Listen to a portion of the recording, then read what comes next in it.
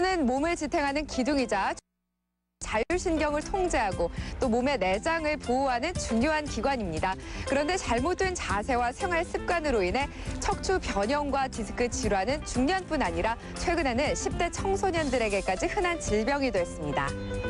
네, 동의보감에는 그 요통의 종류를 원인이나 증상에 따라서 10가지로 분류해 놓고 있습니다. 몇 가지 특징적인 증상을 살펴보자면 신의회에서 나타나는 신의요통인 경우에는 뼈 자체를 누를 때 통증이 심하게 나타나게 되어 있습니다. 그리고 담음으로 인한 경우에는 어느 날은 등이 아프다고 했다가 어느 날은 허리가 아프다고 했다가 이와 같이 증상이 위아래로 왔다 갔다 하는 특징이 있습니다. 반면에 풍으로 인한 요통인 경우에는 어느 날은 왼쪽이 아프다고 했다가 어느 날은 오른쪽이 아프다고 했다가 좌우로 증상이 왔다 갔다 하는 경향이 있습니다. 그런데 풍요통인 경우에는 양쪽 발이 당긴다는 표현을 많이 하게 됩니다.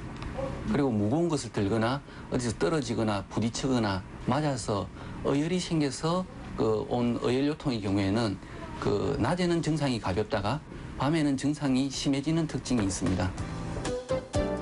이에 반해 간이 나빠서 오는 디스크는 허리의 통증이 뼈 양옆의 근육 쪽으로 나타나며 주로 다리가 당기는 증상으로 나타납니다. 목 디스크로 인한 통증은 근육 쪽으로 나타나며 주로 손가락이 저리는데 일을 하고 난 오후나 야간에 증상은 더욱 심해집니다.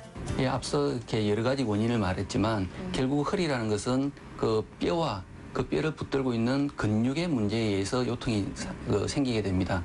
그래서 허리가 아프다고 해서 단지 허리에 진통시키는 치료만 하는 것이 아니고 그 원인을 찾아서 원인을 제거해주는 치료를 같이 하면 재발도 방지할 수 있는 효과가 있습니다.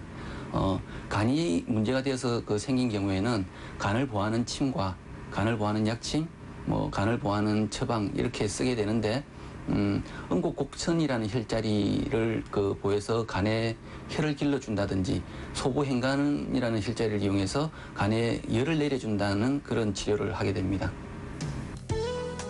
그 외 신장 기능이 떨어진 것이 원인이 돼 발생하는 디스크는 얼굴이나 손발이 자주 붓고 배는 더부룩해 소화가 잘 안 되는 특징이 있습니다. 네, 신장 기능을 북돋아주기 위해서 경거, 부류, 태백, 태계 또는 골륜이라는 혈자리 위주로 침을 놓게 되고 그다음에 육미나 팔미와 같은 신장을 보호하는 처방에 뼈를 튼튼하게 해주기 위해서 녹용을 넣어서 처방을 하는 경우가 있습니다. 그리고 신장을 보호하는 약침을 같이 병행하기도 하고요.